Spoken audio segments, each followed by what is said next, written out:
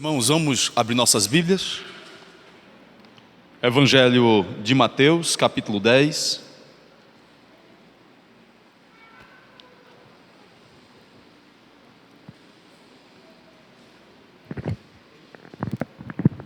Evangelho de Mateus, capítulo 10, nós vamos ler a partir do versículo 34. Versículo 34 ao versículo 39.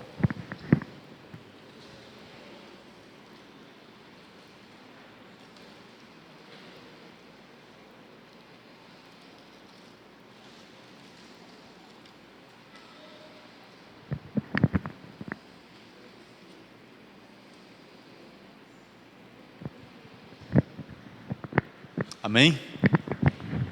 Glória a Deus.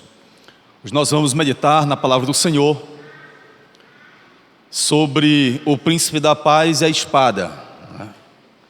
Nós iremos meditar o quanto a palavra do Senhor ela é poderosa, mas nós iremos nesta noite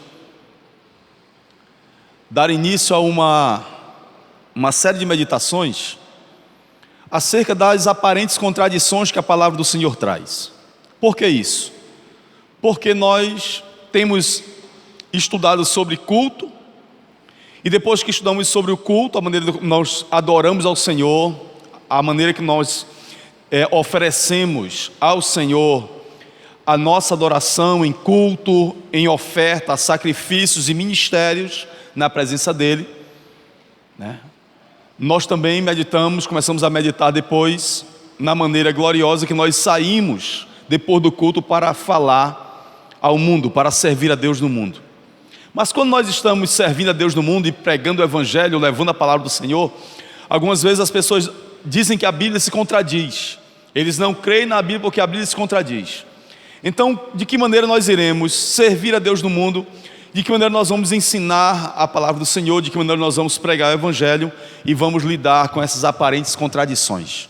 Então, a partir de hoje nós vamos lidar com algumas dessas aparentes contradições da palavra do Senhor e a maneira como é difícil muitas vezes entender o que a palavra do Senhor diz, e isso gera na cabeça das pessoas algumas dificuldades, tanto para pregar como para entender, né?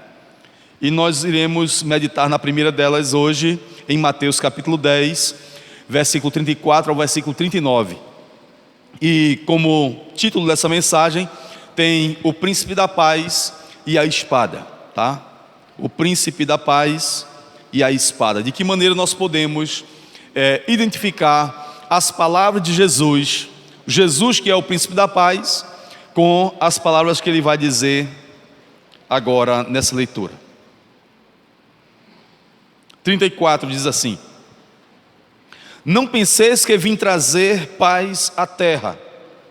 Não vim trazer paz, mas espada. Pois vim causar divisão entre o homem e seu pai, entre a filha e a sua mãe, e entre a nora e a sua sogra. Assim, os inimigos do homem serão os da sua própria casa. Quem ama seu pai ou sua mãe mais do que a mim, não é digno de mim. Quem ama seu filho ou sua filha mais do que a mim, não é digno de mim. E quem não toma a sua cruz e vem após mim, não é digno de mim. Quem acha a sua vida, perdê-la-á. Quem todavia perde a vida por minha causa, vai achá-la. Amém? Até o versículo 39. Glória a Deus. Mas ainda em Mateus, eu queria que você fosse para o capítulo 5. Capítulo 5 de Mateus. Vamos analisar essa aparente contradição que a palavra do Senhor traz. Capítulo 5 de Mateus. Quem pode ler o versículo 5?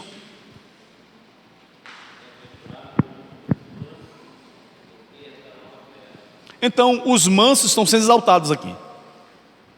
Aquela pessoa que faz a coisa com educação, com candura, com jeito, aquela pessoa que não briga com ninguém, que resolve as coisas na paz, diz que ela é bem-aventurada.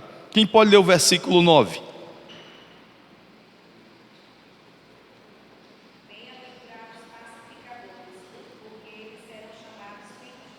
Muito bem. Então, enquanto alguns herdam a terra, outros serão chamados filhos de Deus porque são pacificadores, né? Mas quem fala essas palavras? É o mesmo Jesus que disse que não veio trazer paz à terra. Por isso, uma aparente contradição. E muitas vezes nós saímos para pregar o Evangelho e as pessoas falam que a Bíblia toda se contradiz, né? E nós ficamos muitas vezes sem saber o que dizer para essas pessoas. A palavra do Senhor diz que,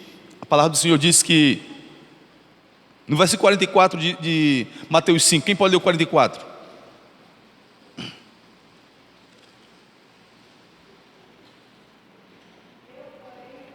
Isso.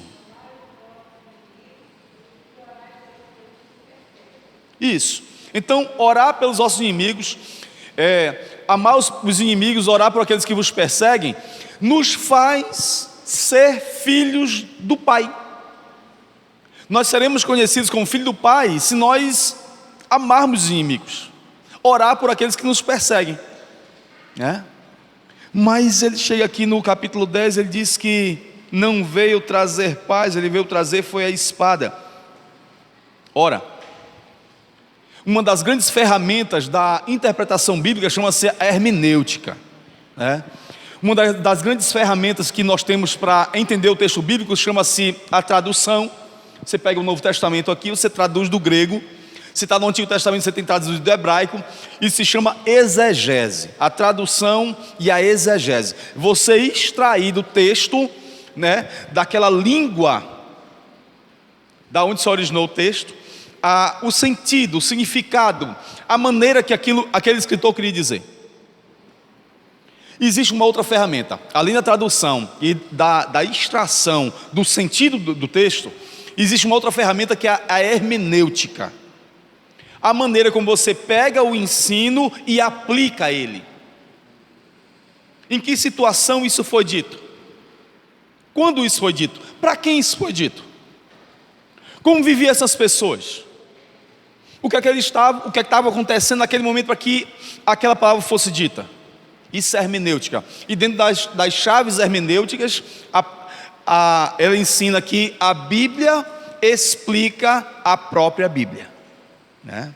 Isso é uma das ferramentas hermenêuticas. A Bíblia vai explicar a Bíblia, né? Então você pega um versículo desse aqui, que aparentemente está em contradição, e você então vai pegar todo o contexto bíblico para perceber por que Jesus está dizendo o que está dizendo. Amém? No capítulo 5 de Mateus, 6 e 7, são os 3 capítulos da constituição do reino de Deus. Assim como nós temos a Constituição no Brasil, o reino de Deus também tem. É o capítulo 5, 6 e o 7 de Mateus. Então quem quiser ser cidadão do reino dos céus, precisa entender o capítulo 5, 6 e o 7 de Mateus. Quem quer ser um bom cidadão, quem não quiser ser preso, quem não quiser infringir a lei de Deus, precisa conhecer essa Constituição, que é o capítulo 5, 6 e 7 de Mateus. Quem quiser andar no reino de Deus, está aqui. Quando Jesus fala aqui sobre perder a sua vida, abraçar a sua cruz, que ele não veio trazer paz, mas veio trazer espada, nós precisamos saber de onde ele está tirando isso. Então nós vamos lá para o texto de onde Jesus está tirando isso. Ele está citando o profeta. Ele está citando o profeta Miqueias. Vamos para lá. Procure na sua Bíblia o profeta Miqueias e vamos entender por que Jesus está dizendo isso agora.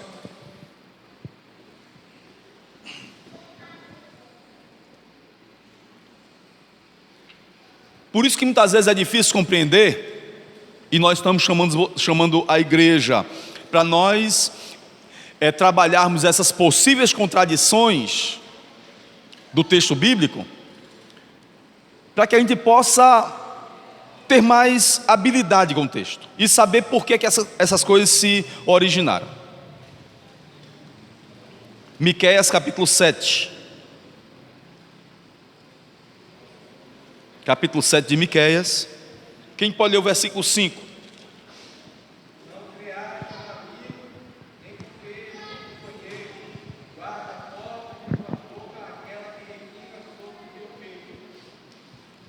Isso. Quem pode ler o 6?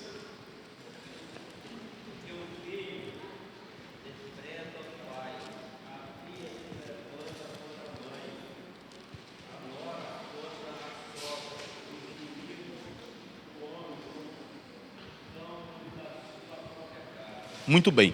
Então Jesus está citando aqui o profeta Miqueias. Quando ele está falando aqui em Mateus capítulo 10, veja que é o mesmo texto. Versículo 34 em diante. Ele vim causar divisão entre o homem e seu pai, entre a filha e sua mãe, entre a nora e a sua sogra, e assim os inimigos do homem serão da sua própria casa, né? Ele cita o profeta Miqueias. Por quê?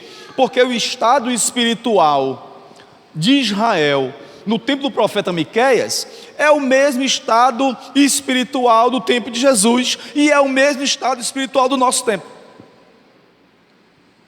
Não há diferença alguma. Se você estiver em Miqueias ainda, capítulo 7, você vai ver aqui, bem no começo do capítulo 7, bem no comecinho do capítulo 7, ele vai dizer: ai de mim, versículo 1, porque estou como quando são colhidas as frutas do verão, como os rabiscos da vindima. Não há cacho de uva para comer, nem figos temporãos que a minha alma deseja. Pereceu da terra o piedoso, não há entre os homens um que seja reto, todos espreitam para derramarem sangue, e cada um caça seu irmão como rede. As suas mãos estão sobre o mal e fazem diligentemente. O príncipe exige condenação, o juiz aceita suborno, o grande fala dos maus desejos da sua alma, e assim todos eles juntamente urdem a trama. O melhor deles é como um espinheiro, um cacto, e o mais reto é pior do que uma sebe de espinhos. Veja isso. Isso aqui é o contexto espiritual do povo de Deus no tempo de Miqueias.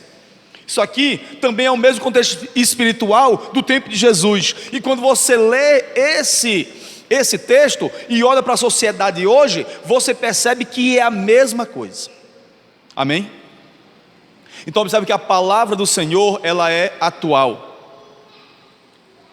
É por isso que lá no capítulo 21 de Mateus, você vai ver que Jesus chega e ele entra na cidade, sente fome, e ele encontra uma figueira. E ele vai procurar figos para passar sua fome, e ele não encontra. E ele amaldiçoa essa figueira, e a figueira seca. Ele não apenas está usando aquela figueira como uma realidade do povo de Deus. Porque Miqueias, quando olha para aquela sociedade, ele diz assim: tá tudo um caos, a corrupção toma conta dessa cidade, não há quem faça o bem, todos estão buscando a iniquidade. Quer dizer, ninguém produz fruto de justiça. A figueira que era para produzir fruto não produz. O povo de Deus que era para produzir justiça não produz. O tempo de Jesus, que tinha a escola de fariseus para ensinar a lei para o povo, não fazem. É esse contexto que Jesus está trazendo. E ele então retoma a palavra do profeta Miqueias dizendo: nesse contexto de injustiça, nesse contexto onde ninguém busca Deus, quando ninguém quer saber de Deus, quando a palavra do Senhor é desprezada, quando alguém resolve buscar ao Senhor, ele vai ter inimigos. É isso que Jesus está dizendo. Quando você então busca o reino, quando você entra no reino, quando você recebe Jesus como Salvador, quando você entrega a sua vida ao Senhor e começa a buscar Ele, você é trazido para a videira. E João 15 diz o quê? Que nós somos chamados para produzir frutos. A nossa realidade tem que mudar quando nós encontramos Jesus. Nós somos colocados na videira verdadeira. O Pai é agricultor, Ele é a videira e nós somos os ramos. Então Ele limpa a cada um de nós, Ele trata cada um de nós para que nós possamos produzir frutos. E Ele diz assim: todo ramo que não produz fruto, o meu Pai corta e lança no fogo. Jesus está usando o mesmo contexto, irmãos. Jesus, ele está pegando toda a plenitude da palavra do Senhor e trazendo para essa realidade espiritual do seu tempo. O que Jesus está dizendo é que quando nós adentramos no reino de Deus, nós vamos ter problemas com aqueles que não mantêm os mesmos valores do reino de Deus. E isso pode alcançar a nossa própria família, isso pode afetar a nossa própria casa, isso pode afetar pai, mãe, irmãos, sogra, nora e todo mundo.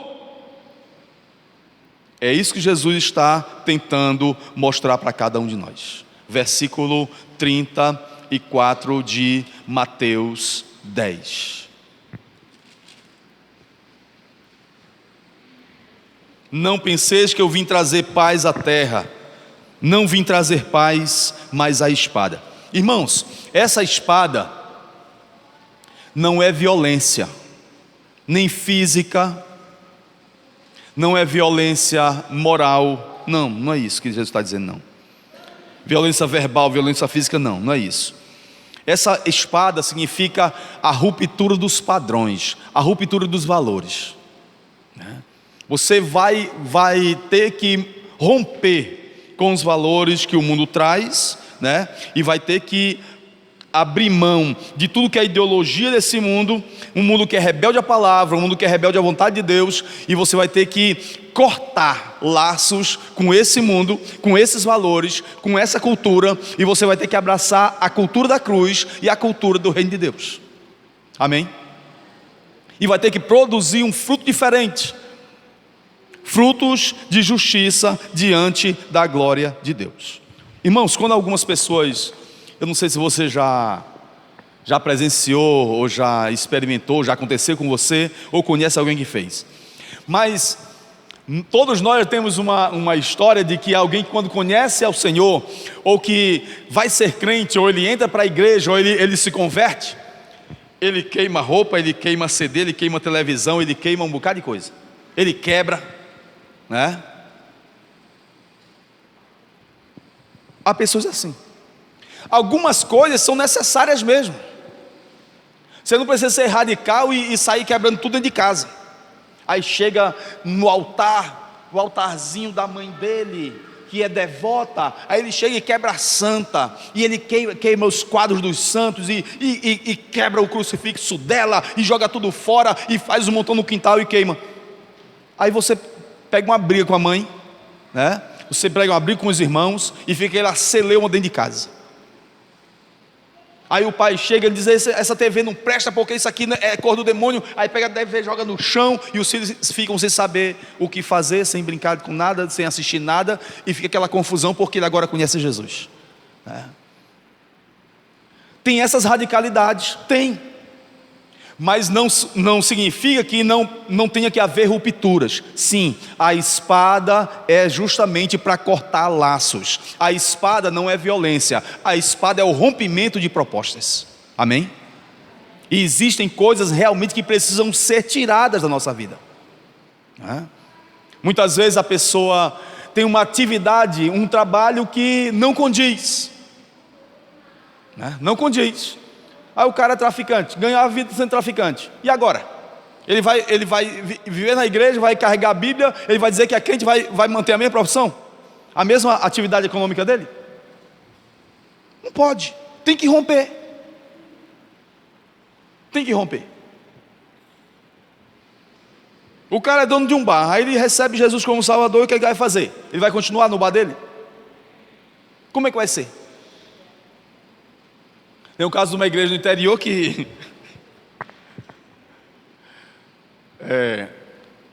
as pessoas foram evangelizadas, saíram do bar, aí de repente a igreja não tinha um lugar para alugar, alugou o bar. E os crentes Começaram a congregar no lugar onde eles estavam, né? Fica uma coisa meio que bizarra você ter que congregar no lugar onde você estava, né? Que antes era um bar, agora era a igreja que você alugou para reunir os irmãos. E de repente a pessoa está no lugar onde ele antes bebia, né? Mas as rupturas dos valores precisam realmente acontecer. Roupas, não é que você vai entrar no legalismo de você agora copiar um padrão e você agora só é crente quem se veste desse jeito. Não, isso é legalismo. É legalismo. Não, só é crente quem fizer essa coisa. Não, isso aqui é legalismo. Isso é cultura do homem. Isso é cultura do homem. A cultura do reino de Deus é aquilo que glorifica a Deus. Ninguém vai estipular a marca da sua roupa, ninguém vai estipular o tamanho do seu cabelo, ninguém vai estipular nada do que você use. O que vai ser estipulado é o que a palavra do Senhor estipula, é a glória de Deus. Glorificou a Deus? Amém. Não glorificou a Deus? Tira. Aquilo que eu faço, aquilo que eu digo, aquilo que eu visto, não glorificou a Deus? Não faz. Amém? A base do trono do Senhor é a justiça. Abra sua Bíblia, por favor, em Atos dos Apóstolos, capítulo 19. Atos dos Apóstolos, capítulo 19. Quem pode ler o versículo 18?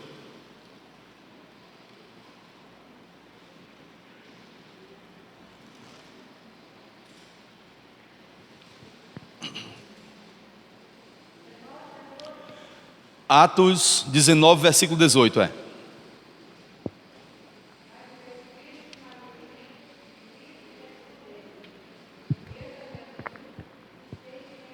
Espera aí, é 18, irmão. Desculpa, espera aí, só um instantinho. É 19, 18, 19, 18. 19, 18.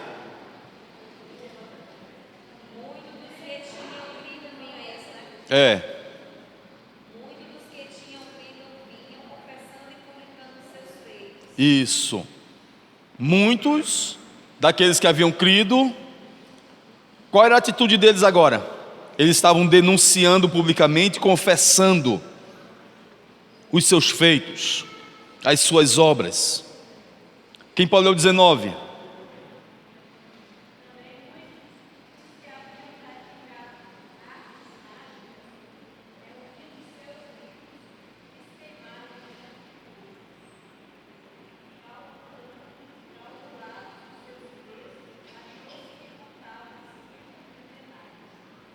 E assim a palavra do Senhor crescia e prevalecia poderosamente. Agora você imagina uma pessoa que antes a atividade econômica dela, o trabalho dela rendia X, e agora por conta do trabalho dela não glorificar o nome do Senhor, né? Agora a renda dela cai, e a qualidade de vida dos filhos também cai, e a família fica muitas vezes: por que meu pai agora entrou na igreja, a nossa vida piorou? Antes a nossa vida era boa e agora a nossa vida ficou uma dificuldade dessa porque o meu pai entrou na igreja, né? Essas pessoas aqui lucraram muito com artes mágicas, com ilusionismo, né, com feitiçaria.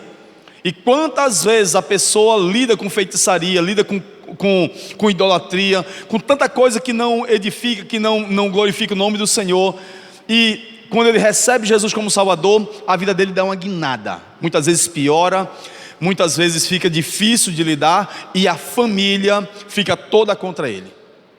É onde se cumpre a palavra do Senhor, que os inimigos serão os da própria família, né? Pois vim causar divisão entre o homem e seu pai, entre a sua filha e a sua mãe, entre a sua nora e a sua sogra, né? Mas nós devemos sempre perceber que a pregação do Evangelho, a proclamação do amor de Deus é aquilo que pode libertar as nossas vidas. Amém? O que vai tirar a divisão, o que vai tirar o desconforto do lar, o que vai acabar com com essa celeuma dentro de casa, é a pregação do amor de Deus. Quem tem o amor de Deus, quem nasce do Senhor, quem tem uma vida nova em Cristo, consegue vencer toda e qualquer adversidade. Amém? Vamos lá para 1 João, pertinho de Apocalipse, 1 João capítulo 5.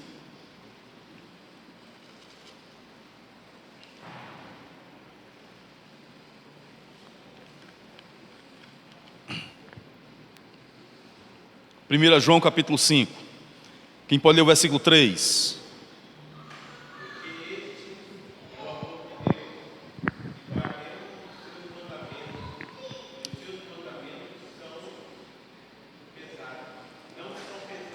Os seus mandamentos não são pesados. Os seus mandamentos não são fardos, eles não são penosos. Esse é o amor de Deus. Quando nós conhecemos a Jesus e comparamos a vida que nós tínhamos com a vida que nós temos hoje, nós percebemos que o quanto a nossa vida mudou, os nossos valores mudaram, a nossa maneira de ser, a nossa maneira de pensar, a nossa maneira de conviver em família, todo o nosso ser mudou. Então os mandamentos dele não são um fardo para nós, eles são a satisfação. Amém? E quando a gente percebe que aconteceu na gente, a gente começa a ter paciência com os nossos familiares.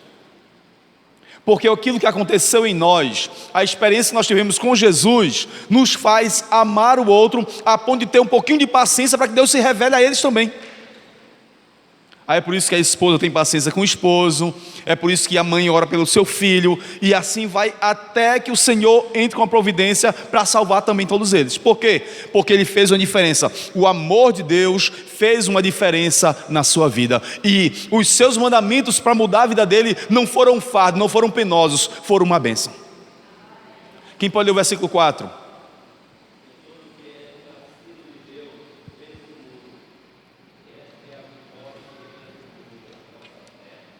E essa pessoa que conheceu Jesus, essa pessoa que teve a sua vida mudada, essa pessoa que teve a sua vida impactada pela palavra do Senhor, ela sabe que o que vai vencer o mundo, o que vai vencer esses valores que estão trazendo conflito para dentro do seu lar, por causa do reino de Deus, serão vencidos.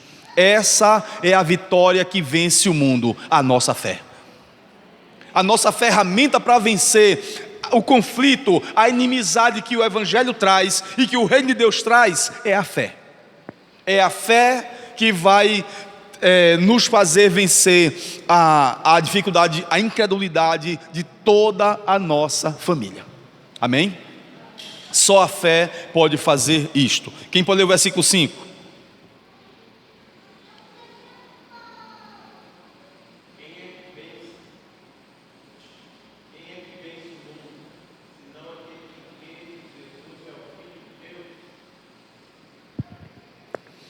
Você lembra que lá em Atos Apóstolos capítulo 7, Estevão faz uma pregação, ninguém gosta de ouvir o que ele está dizendo, e as pessoas começam a jogar pedra nele, ele termina morrendo ali.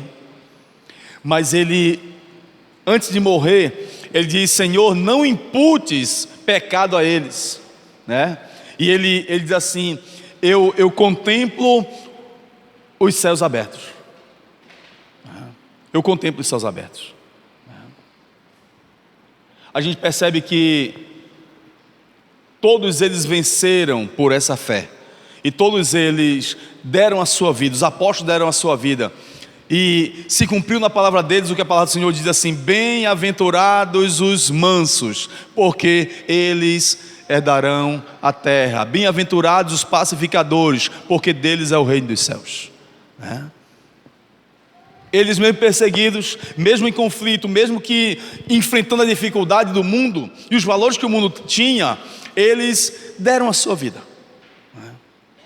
entregaram-se de maneira gloriosa ao reino de Deus. Estão em guerra com o mundo todo o tempo, mas deram a sua vida diante do Senhor pela fidelidade ao reino de Deus. Amém?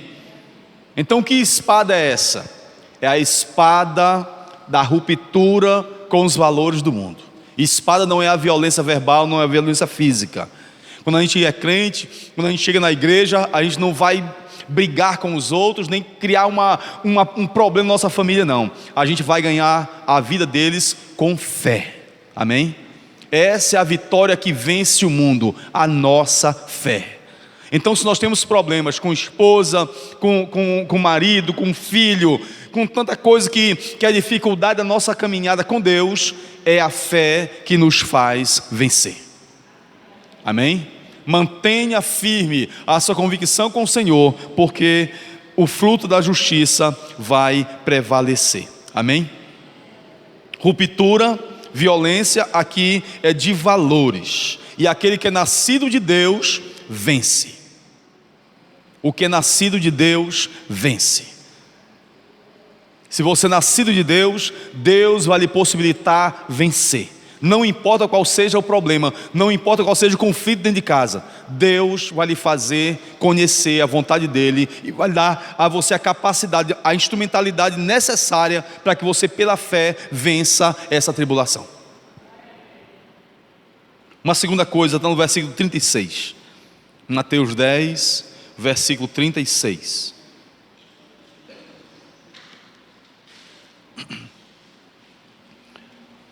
Assim os inimigos do homem serão os da sua própria casa. Muitas vezes a gente se vê dormindo com o inimigo, né, irmão? A situação dentro de casa com o filho, com o tio, com um parente fica tão complicado que a gente se vê num aperto muito grande, tendo que conviver com aquele que nós estamos em conflito, né? Por quê? Porque o espírito que governa o mundo e o Espírito de Cristo, eles são antagônicos, e eles não têm como serem conciliados, eles são irreconciliáveis. Eles não apenas são diferentes, eles não podem ser unidos. Então, enquanto o Espírito Santo de Deus trabalha na sua vida, e lhe abre os olhos, e lhe trata o coração, o mundo, ele faz o que é propriamente dele. Então vai haver sempre um problema. Vai haver sempre um problema. E para vencer esse problema, nós vamos para Efésios capítulo 6. Abra sua Bíblia. Efésios capítulo 6 vai nos dar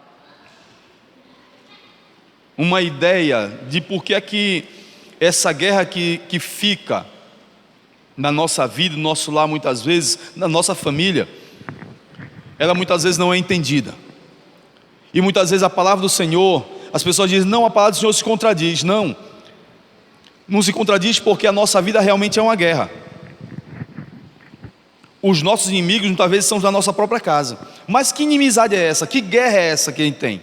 Efésios 6, quem pode ler o versículo 11?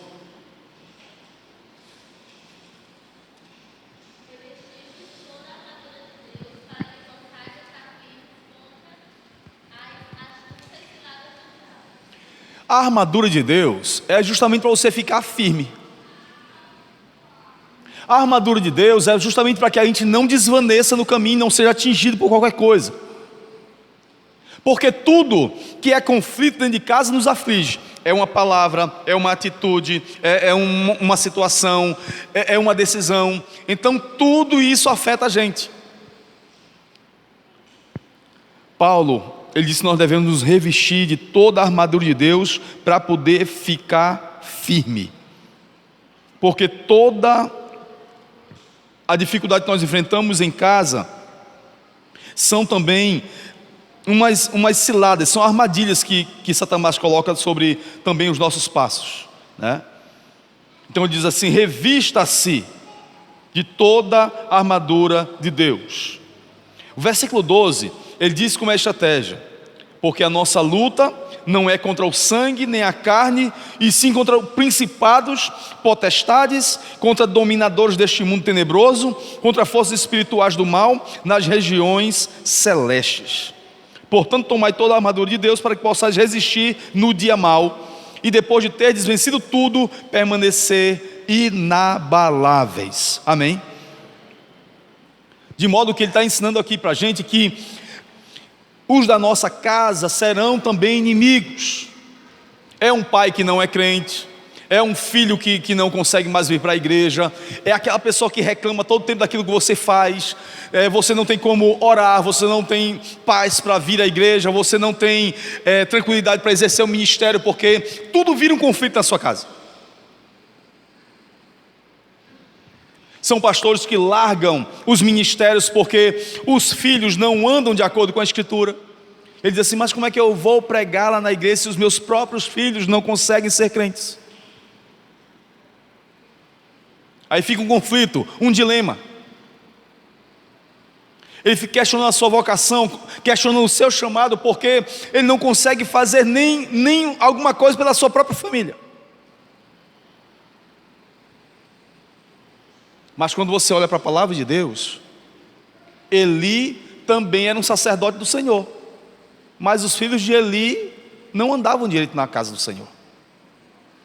O próprio Samuel, o cara era tremendamente usado por Deus. Samuel era uma pessoa cheia de Deus, e um grande líder do povo de Deus, e extremamente usado por Deus, mas os filhos não deram liga. Não conseguiam fazer aquilo que ele tanto ensinava, que ele tanto aconselhava, que ele tanto mostrava. Uma coisa é a nossa vocação, outra coisa é o trabalho que Deus realiza na vida dos filhos, e muitas vezes os filhos não conseguem ouvir os conselhos. E muitas vezes nós nos vemos no dilema: como ser liderança do povo de Deus, como ser liderança na casa do Senhor e não ver os nossos filhos servindo ao Senhor. É um dilema que nós trabalhamos, né? Mas se você educa, se você aconselha, se você orienta, deixe Deus fazer a obra dele no tempo dele. Amém? Deus vai fazer a obra dele no tempo dele. A sua luta não é contra a carne, não é contra o sangue. Você não vai ficar num dilema eterno com seu esposo. Você não vai viver numa guerra intensa com seus filhos. Você precisa viver uma guerra intensa aqui, nas regiões celestiais. Não é aqui, é aqui. Amém? Aqui você convive, aqui você guerreia contra as potestades, contra os espíritos da maldade desse mundo tenebroso que cercam a nossa vida, que estão ao nosso derredor tramando contra a nossa vida. Mas nós temos no Senhor um alto e seguro refúgio contra esse momento mau. Amém? Revestir de toda a armadura de Deus. Essas guerras, irmãos, se dão no coração e na mente. É uma guerra contra o materialismo. A pessoa só quer ter as coisas e pensar em ter coisas. E ela não consegue servir a Deus direito porque ela só pensa em ir para uma igreja que lhe prometa ter coisas. Ela não consegue crescer no Senhor. Ela só consegue acreditar num Deus que lhe pode lhe dar alguma coisa. Isso é um problema. Porque o Deus da pessoa é o materialismo e não o evangelho. Muitas vezes o ativismo, fazer, mas nós sabemos que o nosso ativismo no reino de Deus não significa que nós tenhamos intimidade com Deus. Vimos isso aqui na quarta-feira passada. Amém? Nem sempre ativismo no reino de Deus significa a aprovação de Deus. Cuidado. Nem todo que me diz Senhor, Senhor entrará no reino dos céus. Senhor, mas nós fizemos isso em Teu nome, mas nós profetizamos em Teu nome, mas eu vim na consagração em Teu nome, mas eu frequentei a escola dominical em Teu nome, eu fiz isso em Teu nome, mas você não tinha intimidade comigo. Você não era meu filho, você não tinha um lugar em mim, você apenas trabalhava muito, mas você não era meu filho. Nós precisamos ser filhos amados de um Pai amoroso. Amém? Então isso pode gerar muita dificuldade na nossa vida. Eu quero convidar você para ir para o primeiro livro de Reis, para nós entendermos isso bem direitinho. Como é que nós podemos lutar as nossas guerras espirituais com as nossas tensões dentro de casa? porque os inimigos muitas vezes serão os da nossa própria casa, e nós temos que saber lidar com a inimizade entre reino dos céus e reino do mundo dentro da nossa própria casa. Como é que nós vamos saber lutar com isso? Vamos lá em 1 Reis. 1 Reis capítulo 15. Quem pode ler o versículo 8? 1 Reis 15, versículo 8.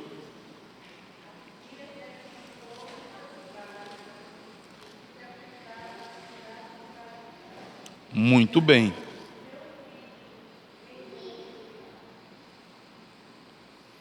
Abias, né?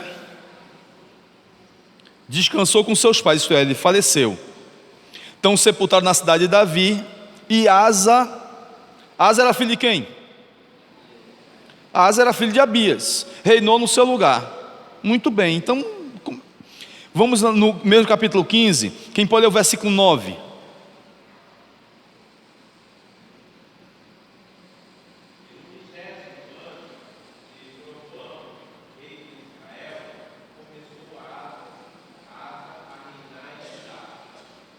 Versículo 10 diz que ele era filho de 40 anos, reinou, né, em Jerusalém.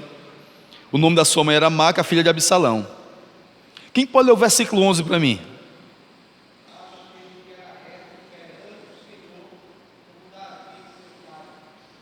Ora, mas será que não existe uma contradição aqui?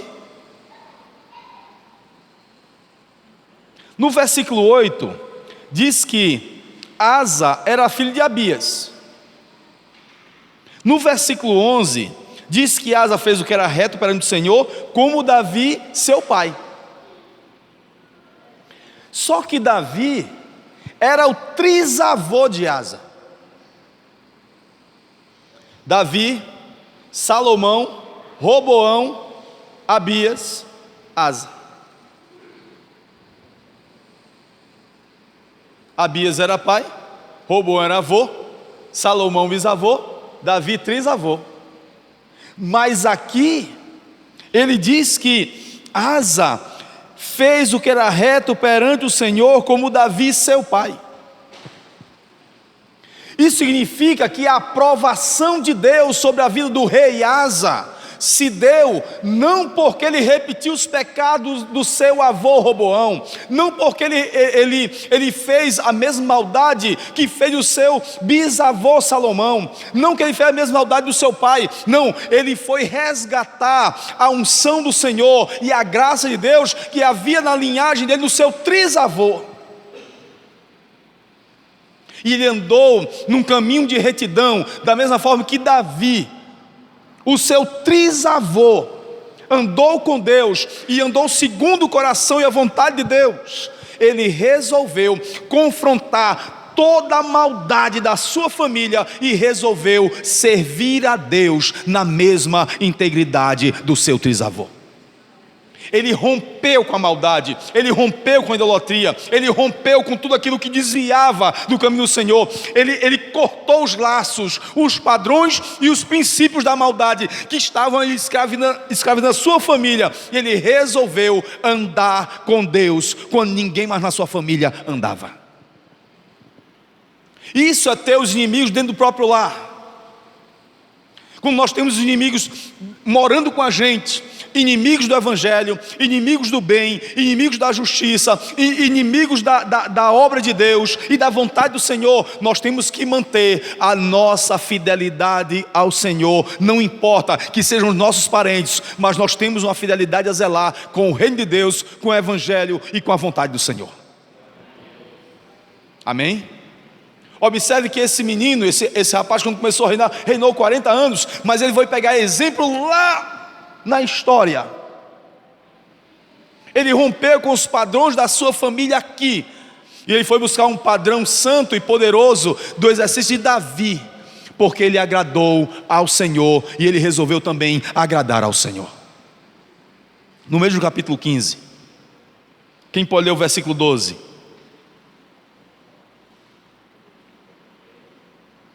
Veja o que ele fez. Por que ele foi reto perante o Senhor? como Davi seu pai. Versículo 12, quem pode ler? Isso. Ele rompeu com a idolatria, ele rompeu com o homossexualismo, ele rompeu com a prostituição dentro do templo. Veja como é que estava a situação da sua casa, e ele rompeu com isso. Versículo 13.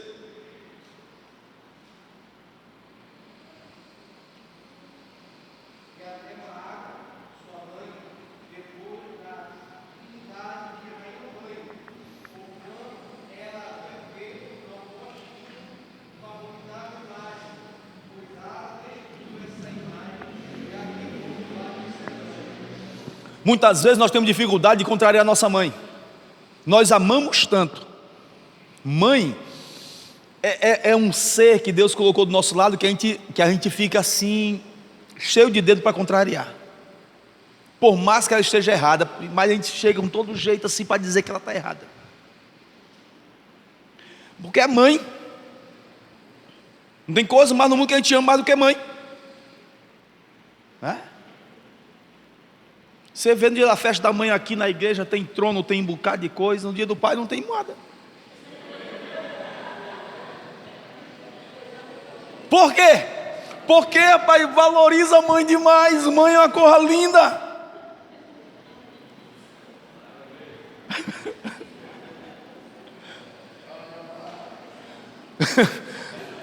Mas ele, depois, a mãe dele, ele tirou do trono. Ele acabou com o cultinho dela. Ele cortou as asinhas dela porque ela não estava servindo ao Senhor. Veja o versículo 14. Os altos, porém, não foram tirados. Todavia, o coração de Asa foi todos os dias, veja essa informação, totalmente do Senhor. Justificação pela fé. Os versículos 11, 12 e 13 mostram as suas obras de justiça. O quanto Deus estava na vida dele, o quanto ele estava centrado nos valores do reino de Deus. Veja que no versículo 14, a palavra do Senhor ressalta o erro que ele tinha, a fraqueza que ele tinha. Ele não conseguia fazer tudo, ele não conseguiu romper com todos os laços. Tinha alguma coisa ainda que ele não era totalmente, mas o coração dele era totalmente voltado para o Senhor. Isso significa que nenhuma das nossas obras, que nenhum dos nossos ministérios, por mais bem feito que seja o nosso serviço ao Senhor, nós não somos salvos e nós não somos justificados por aquilo que nós fazemos. Nós somos justificados e salvos porque o nosso coração pertence a Ele. Amém? Isso é a justificação pela fé. Quando os discípulos foram de 2 em 2 e pregaram o evangelho e voltaram exultantes porque os demônios submetiam, Jesus disse: presta atenção, cuidado, não é por aí. O que importa não é eles submeterem a vocês, o que importa é o nome de vocês escrito no céu. Porque não importa para a salvação que você faz ou que eu faço, não importa o quão eficiente nós somos em nossos ministérios para a nossa salvação, o que importa é que nós fazemos tudo o que fazemos para a glória de Deus. Amém? Nós somos justificados, é porque o nosso coração está gravado nele, está inserido nele. Mas é muito bom fazermos tudo para a glória de Deus, porque a palavra do Senhor lá em Apocalipse 14:3 diz que as nossas obras nos acompanharão. Amém? O que importa é que mesmo que a gente tenha essa tensão todo dia dentro de casa, tensão com pai, mãe, filho, irmão, aquela situação meio que chata dentro de casa por causa do evangelho, por causa dos valores e princípios que a palavra do Senhor traz, e que você tem que romper muitas vezes com eles, e entrar em conflito com eles, mas mantenha o seu coração em Deus. Lute pelos valores do reino de Deus. O Senhor vai fazer você pertencer a Ele e manter você seguro nele. Amém? O importante é nós termos segurança de quem nós somos no Senhor. Seu coração era totalmente do Senhor. Cara, que frase, que versículo maravilhoso uma pessoa ter na sua biografia, né, cara? Asa teve um pai meio louco, ele teve um avô que Roboão dividiu o reino, brigou com o irmão dele, e um povo que era todo inteiro se dividiu em dois, e ficou o reino norte, reino sul, e ficou aquela divisão, e começava a brigar um com o outro, irmão contra irmão. Foi o avô dele que fez isso. Salomão era um idólatra, filho de Davi, mas era um idólatra, um cara muito chato, um opressor, inteligente, mas opressor, servo de Deus, mas oprimia o povo demais. Esse moço, ele resolveu buscar um padrão de justiça e de serviço ao Senhor lá de Davi, porque ele sabia que Davi era um homem segundo o coração de Deus, apesar das suas imperfeições. Mas o coração de Davi pertencia ao Senhor, e era justamente isso que ele buscava. O que ele queria era ter também um coração que buscasse ao Senhor, e ele conseguiu, porque o que foi dito de Davi, lá em Atos capítulo 13, diz que Davi era um homem segundo o coração de Deus. A mesma coisa que ficou registrado aqui acerca de Asa, versículo 14. O coração de Asa foi todos os seus dias totalmente do Senhor. Isso é maravilhoso. Isto é maravilhoso. Você ter alguém que registra na história que o seu coração, todos os dias da sua vida, pertenceram ao Senhor. Isto é glorioso. Amém? Quando nós andamos com o Senhor e nosso coração é totalmente dele, nós vamos ter fatalmente inimigos, seja na família, seja entre os amigos, seja na escola, pelo nosso jeito de falar, pelo nosso jeito de ser, pelo nosso jeito de servir a Deus. Nós vamos ganhar inimizades, mas não esquente com isso não. Para nós terminarmos, já são 9 horas, versículo 39, rapidamente. Versículo 39 fala que quem acha a sua vida perdê-la-á, quem todavia perde a vida por minha causa, acha-la. Isto é, quem produz o seu fruto corretamente ao servir a Deus, fatalmente vai ter problemas com quem não anda segundo a sua vontade. E muitas vezes quando nós servimos ao Senhor, nós estamos num sistema de valores no mundo que conflitua com o reino de Deus. Aí a pessoa diz: rapaz, tu está perdendo tua vida na igreja, cara. Está perdendo tua juventude na igreja. O que está fazendo na igreja? Está perdendo tua vida todinha ali.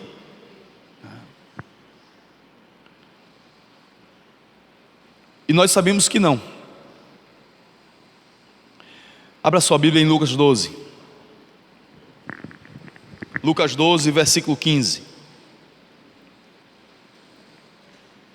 Muitas vezes a pessoa gasta a sua vida todinha para alcançar o sucesso. Lucas 12, versículo 15. Gasta a sua juventude, gasta seu talento, gasta tudo. E só pensa em ter, e acumular, e mostrar que tem, em ostentar que tem. Mas a palavra do Senhor está nos mostrando aqui: se você caminha nos valores do reino de Deus, não importa o ter, importa o ser, segundo o coração de Deus. Lucas 12, versículo 15, quem pode ler?